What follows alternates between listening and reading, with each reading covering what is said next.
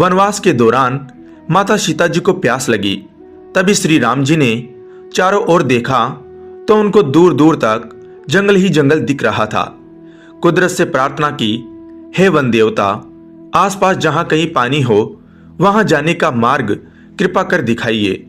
तभी वहां एक मयूर ने आकर श्री राम जी से कहा कि आगे थोड़ी दूर पर एक जलाशय है, चलिए मैं आपका मार्ग पथ प्रदर्शक बनता हूं, किंतु मार्ग में हमारी भूल चूक होने की संभावना है।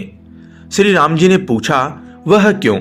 तब मयूर ने उत्तर दिया कि मैं उड़ता हुआ जाऊंगा और आप चलते हुए आएंगे, इसलिए मार्ग में मैं अपना एक एक पंख बिखेरता हुआ जाऊंगा। उसके सहारे आप जलाशय तक पहुंच ही जाओगे। यहां पर एक बात स्पष्ट कर दूं कि मयूर के पंख एक विशेष समय एवं एक विशेष ऋतु में ही बिखरते हैं। अगर वह अपनी इच्छा से पंखों को बिखेरेगा तो उसकी मृत्यु हो जाती है। वही हुआ। अंत में जब मयूर अपनी अंतिम सांस ले रहा होता है तब उसने मन ही मन कहा कि वह कितना भाग्यशाली है जो जगत की प्यास बुझाते हैं। ऐसे प्रभु की प्यास बुझाने का उसे सौभाग्य प्राप्त हुआ।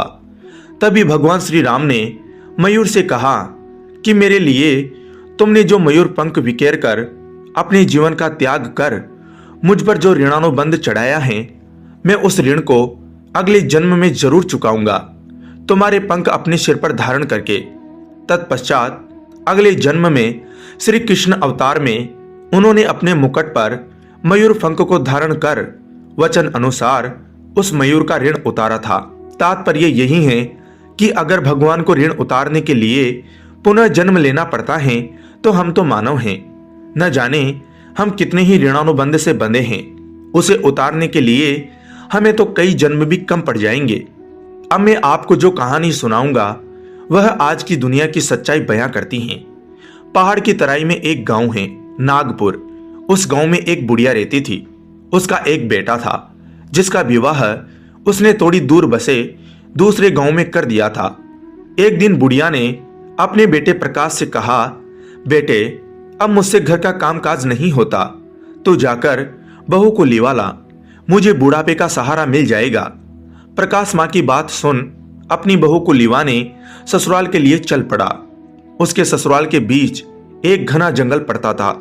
जब वह जंगल के बीच से जा रहा था तो उसने देखा कि रास्ते के किनारे पेड़ के गिरे पत्तों फूलों आदि में आग लगी हुई है और पास ही पत्तों की जलती आग के बीच एक बिल है जिसमें से सांप बार बार अपना सिर निकाल रहा है, पर आग की गर्मी से निकल नहीं पा रहा था। बुढ़िया के बेटे को आते देख नाग जोर से चिल्लाकर बोला, ए भाई, मुझे इस आग से बाहर निकालो, तुम्हारा बड़ा एहसान मानूंगा। प्रकाश ने कहा, तुम तो नाग हो, तुम्हारा क्या भरोसा, तुम निकलने के बाद मुझे काट सकते हो। नाग ने कहा, कैसी बातें करते हो, तुम मेरी जान बचाओगे और मैं तुम्हें काट लूंगा, ऐसी बात सोची भी नहीं जा सकती। नाग के बार बार अनुनय करने पर लड़के को दया आ गई और उसने लाठी की मदद से नाग को आग से निकाल दिया। नाग जैसे ही आग से बाहर हुआ उसने लड़के से कहा, अब मैं तुम्हें काटूंगा। प्रकाश हक्का बक्का रह गया। थरथराते हुए उसने कहा, लेकिन तुमने तो न काटने का पक्का वायदा किया था।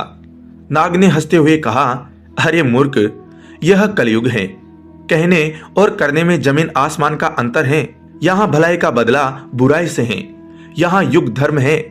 मैं तुम्हें काट कर युग धर्म जरूर निभाऊंगा। लड़के ने कहा, यदि तुम्हें काटना ही है तो काट लो, पर मेरी तसल्ली तो करवा दो कि कलयुग का यही धर्म है। नाग ने लड़के की बात मान ली। लड़का नाग के साथ जंगल में चरती हुई एक गाय के पास गया और गाय को पूरी घटना सुनाकर बोला, गाय माता, अब तुम ही न्याय करो। गाय बोली, नाग ठीक कह रहा है, मुझे ही देखो, घास खाकर दूध देती हूँ, खेती के लिए बछड़े बैल देती हूँ, लेकिन मेरे बूढ़े होने पर यह आदमी मुझे कसाई के हवाले कर देता है। यही इस युग का न्याय है। नाग ने कहा, अब तो तेरी तसल्ली हो गई। लड़का गिड़गिड़ाया, किसी एक से और बात कर लेने दो, अगर उसने भी यही कहा तो मैं तुम्हें रोकूंगा नहीं। लड़के ने सामने एक पेड़ को अपनी सारी कहानी सुनाई तो पेड़ ने कहा, नाग ठीक कह रहा है, मैं आदमी को शीतल छाया और मीठे फल देता हूँ, पर बदले में आदमी मुझे काटता है, आग में जलाता है। कलयुग का यही धर्म है। यह सुनकर लड़के ने नाग से कहा, मैं तुम्हारे काटने का विरोध नहीं करूंगा, लेकिन मेरी एक अंतिम इच्छा है। जब से मेरा विवाह हुआ है मैंने अपनी पत्नी का मुंह ठीक से नहीं देखा है।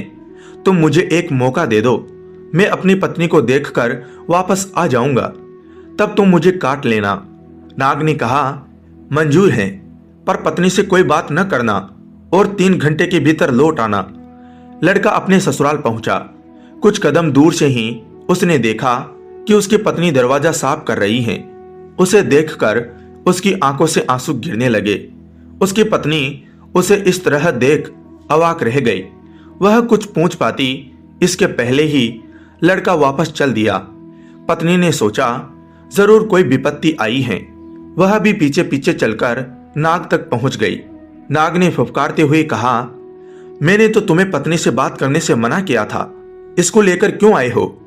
इस पर उसकी पत्नी ने कहा, इन्होंने मुझसे बात नहीं की, ये बिना कुछ बोले वापस चल दिए तो मैं इनके पीछे पीछे चली आई हूं। लड़के ने कहा, अब मैं तैयार हूं, युग धर्म का निर्वाह करो। सांप लड़के को काटने के लिए तैयार हुआ। तभी उसकी पत्नी ने कहा, थोड़ा रुक जाओ, तुम इन्हें काटने जा रहे हो, सिर्फ इतना बता दो, इनके बाद में अपना गुजारा कैसे करूंगी? नाग ने कहा, उसका इंतजाम है। इस बिल के 7 फेरे करके इसे खोदोगी तो तुम्हें सोने से भरे हुए 7 घड़े मिलेंगे। तुम्हारी जिंदगी आराम से गुजर जाएगी। लड़के की पत्नी ने कहा, मैं तुम्हारी बात पर कैसे विश्वास करूं? मेरी तसल्ली के लिए 7 फेरे लेकर बिल खोद लेने दीजिए।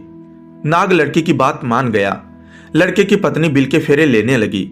7वां फेरा पूरा होते होते उसने अपने पति के हाथ से लाठी छीनकर उससे नाग के सिर पर जोर से दे मारी। नाग छटपटाने लगा। वह लड़की से बोला, तू तो बड़ी धोखेबाज निकली। तब उसकी पत्नी ने कहा, क्षमा करना नाग देवता, मैं तो आप ही की बात रख रही हूं। आपने कहा कि यहां भलाई का बदला बुराई है। हमें आपने इतना बड़ा खजाना बताया, लेकिन हमें भी तो कलयुग का धर्म निभाना पड़ा और आपके प्राण लेने पड़े। नाग का निर्जीव शरीर एक और धराशायी हो गया। लड़का और उसकी पत्नी खजाना लेकर अपने गांव खुशी खुशी लौट आए। धन्यवाद दोस्तों। जय श्री राम।